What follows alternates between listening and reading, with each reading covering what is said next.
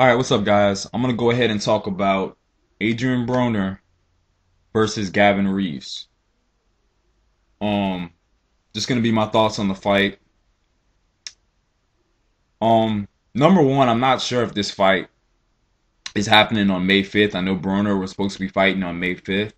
Um, but then also he was trying to work out a February date with Ricky Burns. He was trying to fight in February, so I'm not sure if this fight with Gavin Rees is replacing the Burns fight for right now, and that's going to be in February, and then he's fighting again May 5th.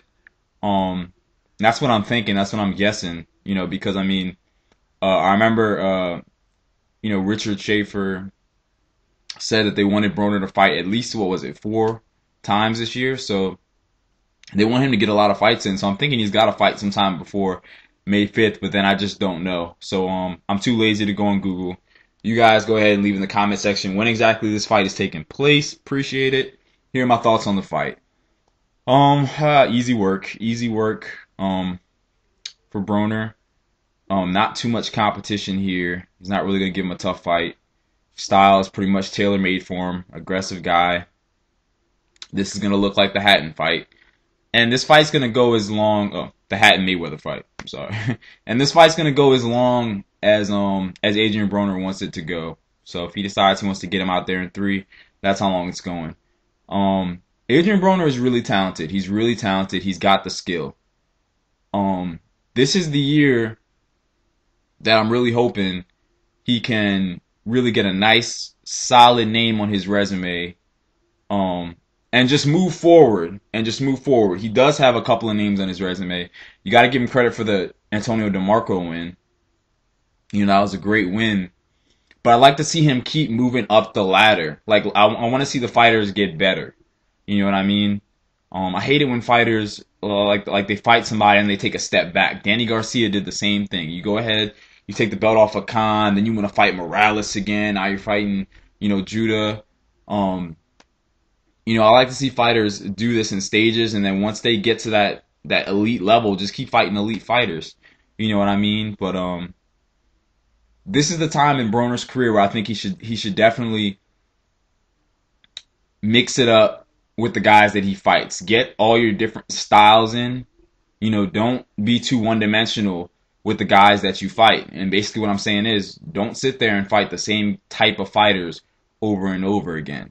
Fight somebody that's going to at least give you different looks. Fight a slick boxer. Fight somebody who maybe is like a counter puncher, kind of like a Richard Abril type guy. All that stuff, all those different fighters that you fight now are going to be, that's going to be what gives you your experience down the line. Okay? And that's why when a lot of these guys are in big fights down the line, they end up having a lot of trouble with some of these fighters because it's styles that they're not really used to seeing. And they don't really have references to really go back to and look at certain fights that they already had or that experience. So that's what I like to see him do. Personally, I want to see him get in there with somebody who's a little bit slick. But it is what it is. The fight's happening. Like I said, I expect Broner to take him out. I'm guessing this fight is pretty much just a way to get Broner a little bit bigger over the UK. Over there, get people talking about him a little bit more, and probably put the pressure on Burns because I think they really want Burns. But I don't see why this fight really does have to happen. Why not try to fight Burns later in the year? If you're fighting on Cinco de Mayo, really and truly, you might as well be fighting a Mexican on Cinco de Mayo. So you might as well be trying to fight maybe a Vasquez or somebody like that on May 5th.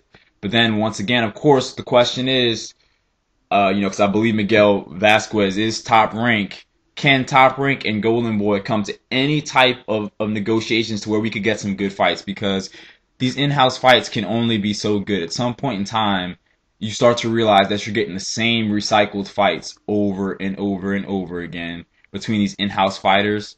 We need to see these guys go ahead and fight each other so we can get some of the best fights out there. All of some of the best fights that are out there, are cross-brand fights. So we need to see these guys, these guys, Richard Schaefer and Bobby. You guys need to actually go ahead and work together and stop being girls about this, man. We got to get some good fights. and there will be money in it for you because I know that's all you guys care about. You'll get your money, but let's get some good fights, please. Um, so yeah, we'll just have to see what happens with that. If Top Rank and Golden Boy can come together and actually do anything this year that's of anything worth talking about, we'll see.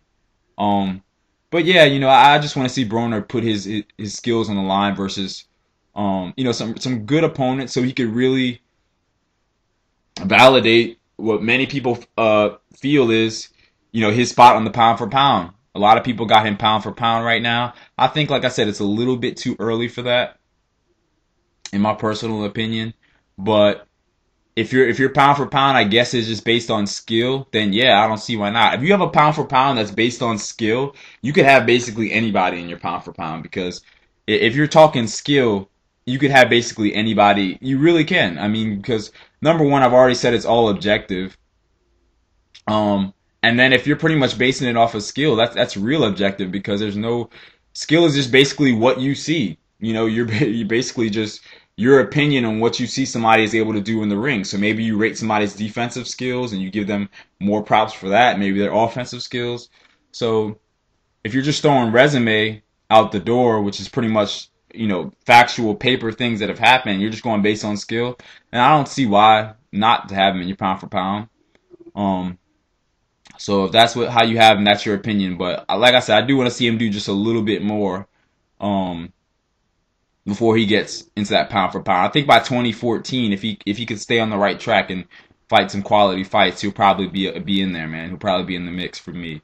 Um, but those are my thoughts on Broner, man. We're just gonna have to wait and see what Broner does. I've made videos on Broner in the past. I am gonna kind of cool down on some of my thoughts on Broner. So I do realize I have been a little bit hard on him a little bit. That's just because I'm tired of some of these fighters and some of the antics of some of these guys.